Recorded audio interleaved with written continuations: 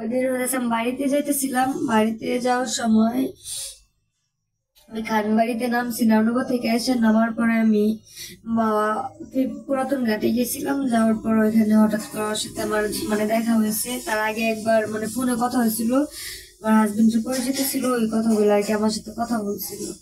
আর ওই দিন হঠাৎ করে আবার ওই জায়গায় দেখা হয়েছে। দেখা হওয়ার পর আমার জিজ্ঞাসা করছে যে আপনি কোথায় যাবেন। পর আমি বলছিলাম বাড়িতে যাবো, চরে চলে যাবো। ওরা বলতেছে আমাদের সাথে যেতে পারেন, ট্রলারে উঠেন। এটার সাথে এরকম করে ওদের সাথে আমি ওখানে 30 মিনিট কথা বলছি, যাইতে চাই নাই। পরে এক পর্যায়ে দেখি যে না ওর বলতেছে মাছ ধরতে যাবো, ওই জায়গায় যাবো। তো ওই জন্য আমি উঠার পরে ওরা দুইজন থাকে। তারপর অর্ধেক রাস্তা যাওয়ার পর ট্রলারটা এক জায়গায় দাঁড় করায় আর লোকজন উঠায় নামায় নিয়ে যাওয়ার পর 4 জন মিলে এরকম করার পর আবার আমি অনেক কান্নাকাটি করি। কান্নাকাটি করার পর আমার মা পুরান ঘাটে ধাক্কা দিয়ে নামায় রেখে যায়। নামায় রেখে যাওয়ার পর আমি ওখান থেকে স্থানীয় লোকজন ডাকার পর তারা হচ্ছে যে আমার অটোতে উঠায় দেয়। আমি খানবাড়িতে আসি, এসে আমি আমার হাজবেন্ডকে ফোন দিয়ে সবকিছু বলার পরে আয়সা আমার থানায় নিয়ে যায়। তখন আমি স্যারদের কাছে সবকিছু বলি। আর এই ঘটনায় 3 জন অ্যারেস্ট হয়েছে। আর একজন 1 নম্বর আসামি যে সিদ্দিক, সে এখন অ্যারেস্ট হয় না। আমি চাই যে সেও অ্যারেস্ট হোক, সবার বিচার হোক। করার জন্য এটা করছে, সবার সাজা হোক, নয়তো ফাঁসি হোক, এমন একটা কিছু হোক। আর এই ঘটনার পর আমি এখন আমার বাড়িতে যেতে চাইতেছি, কিন্তু আমি যাইতে পারতেছি না। আমার গার্ডিয়ান ছাড়া যাইতে দিবে না, এরকম কিছু বলতেছে। আমি বলছি আমি সম্পূর্ণ সুস্থ ভাবে বাড়িতে যাব, কিন্তু বলতেছে খাবার আসার জন্য। আমার আম্মু সুস্থ, আম্মু তো আসতে পারবে না। আমার ভাই একটা ছিল, ভাই একটু এমনি হঠাৎ করে নেশা করতো, যার জন্য তাকে রিহেব সেন্টারে দিচ্ছি। চাইলে আমি সেন্টারের মালিকের সাথে কথা বলে দিতে পারি। আর এই মুহূর্তে আম্মু ছাড়া কেন, আম্মু সুস্থ, যাতায়াত করে ভাবি ঢাকা আসতে পারবে না, আবার নিয়ে যেতে পারবে না। কিন্তু আমি এটুকু ভরসা দিতে পারি যে আমি সুস্থভাবে বাড়িতে যাব।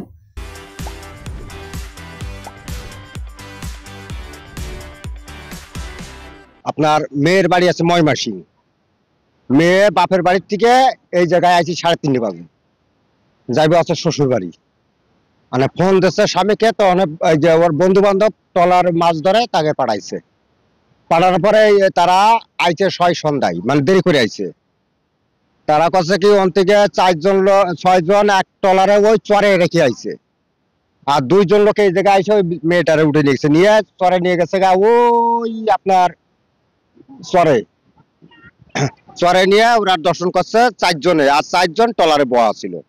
তখন মেয়েটা যখন চিল্লাচিল্লি করছে ওই 4 জন গেছে গা, আর ওই 4 জনের দর্শন করছে। 4 জন দর্শন করার পরে তখন ওই ট্রলার লাই রাত 9:30 বাজে এই জায়গায় নামাই দিয়ে ওরা ওই ফাঁকা জায়গায় নামাই দিয়ে গেছে গা।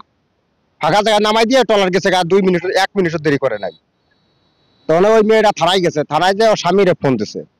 ও স্বামীরে ফোন দেওয়ার পরে আচ্ছা আমাদের ওসির কাছে সব বাইরে বলছে, ওসি মামলা দিয়েছে। তখন ওসি আমার ফোন দিল, ওকে নম্বর দিয়ে আইডি বাইরে করছে, বাইরে করে আবার ফোন দিচ্ছে যে চেনুনি। তো মুখ চিনা লাগে, কিন্তু বাড়ি যে কোন জায়গায় আইডি আমি চিনতে পারতেছি না। তখন সারা রাত দৌড়াদৌড়ি করলাম।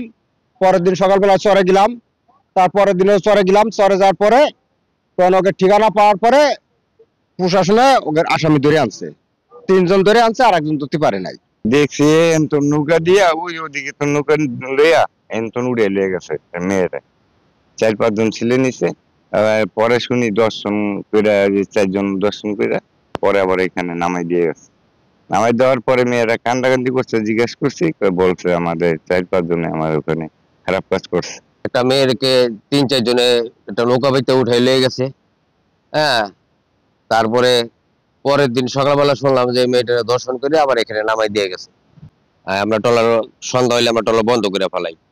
তো ওখানে এই যে ধরনের যে এরকম একটা খারাপ কাজ করলো, আমাদের এলাকার বদনাম। আর আমাদের এখানে যা হোক বিভিন্ন জায়গা থেকে লোকজন আসে ঘোরার জন্য, আমাদের জন্য তো এগুলো ক্ষতি। তাই ছেলে মেয়ে সবারই আছে। আমরা চাই ওই যারাই অপরাধ করে থাকুক দৃষ্টান্তমূলক শাস্তি যেন হয়, ওদের বিচার দেখে যেন ভবিষ্যতে কেউ যেন এই ধরনের কাজকর্ম না করার সাহস পায়। এই যে 4-5টা লোক একটা মেয়ের সাথে অতকর্ম করছে, এগুলি করা ঠিক না। এটা আমাদের এলাকার বাসী তারাই শুনছে, নিন্দা প্রকাশ করছে, এবং এগুলি বিচার হওয়া উচিত।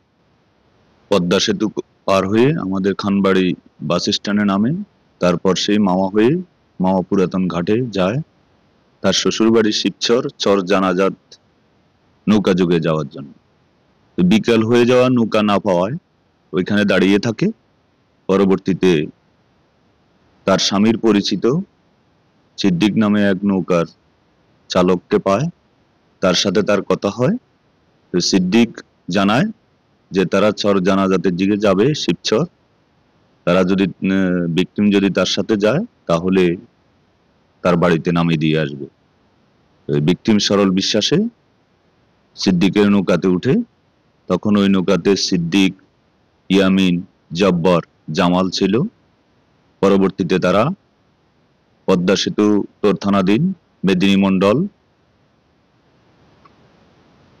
মন্ডল ইউপির পদ্মা নদীর চর, ডোমরাখোলা পদ্মা নদীর চর পৌঁছে ভিকটিমকে ভয়ভীতি দেখাই চরের উপরে উঠায় এবং ইচ্ছার বিরুদ্ধে জোরপূর্বক পালাক্রমে দর্শন করে।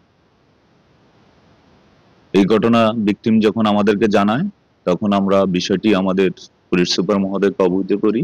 আমাদের শ্রীনগর সার্কেল স্যার, অতিরিক্ত পুলিশ সুপার ক্রাইম স্যারের সাথে যোগাযোগ করে আমরা ঘটনার সত্যতা যাচাইয়ের জন্য অনুসন্ধান শুরু করি। যেহেতু পদ্মা নদীর চরে ঘটনার সীমানা নিয়ে জটিলতা ছিল, পরবর্তীতে আমরা নিশ্চিত হই যে ঘটনাস্থল পদ্মা থানা এলাকায়। পরে বিষয়টি আমরা পুলিশ সুপার মহোদয়ের নির্দেশে সূত্রবর্ণিত মামলাটি রুজু হয়। মামলাটি রুজু হওয়ার পর আমরা দ্রুত আসামি গ্রেপ্তারের অভিযান পরিচালনা করি। গত 18 তারিখ আমরা আসামি জামালকে গ্রেপ্তার করতে সমর্থ হই। পরবর্তী দিন তাকে বিজ্ঞ আদালতে সমর্পণ করে বিজ্ঞ আদালতে আসামি ঘটনার সাথে জড়িত অন্যান্য আসামির নাম উল্লেখ করে আমাদের আদালতে ফৌজদারি কার্যবিধির 164 ধারা জবানবন্দি লিপিবদ্ধ করে। ভিকটিমের ডাক্তারি পরীক্ষা নিই। ভিকটিমের ঘটনাস্থল থেকে আমরা একটি কন্ট্রাসেপটিভ উদ্ধার করি, ঘটনার কাজে ব্যবহৃত নৌকাটি উদ্ধার করি এবং যেই চরের মধ্যে এই বিছানা, একটা জিও ব্যাগের একটা বিছানা উদ্ধার করি। অন্যান্য আলামত ভিকটিম জানায়। গণদর্শনের সময় আসামিগণ তার মোবাইলে ভিডিও করে, তো মোবাইলেরও ফরেনসিক পরীক্ষা আমরা নিব। পরবর্তী দিন আমরা ঘটনার সাথে জড়িত আসামি ইয়ামিন ও জব্বরকে গ্রেপ্তার করি এবং গ্রেপ্তারের পর গত 20 তারিখ তাদেরকে বিজ্ঞ আদালতে সমর্পণ করে বিজ্ঞ আদালতে আসামিগণ স্বেচ্ছায় 164 ধারা জবানবন্দি প্রদান করে। ভিকটিম বর্তমানে পরীক্ষা শেষে তার স্বামীর হেফাজতে আছে। পলাতক আসামি সিদ্দিককে গ্রেপ্তার অভিযান অব্যাহত আছে।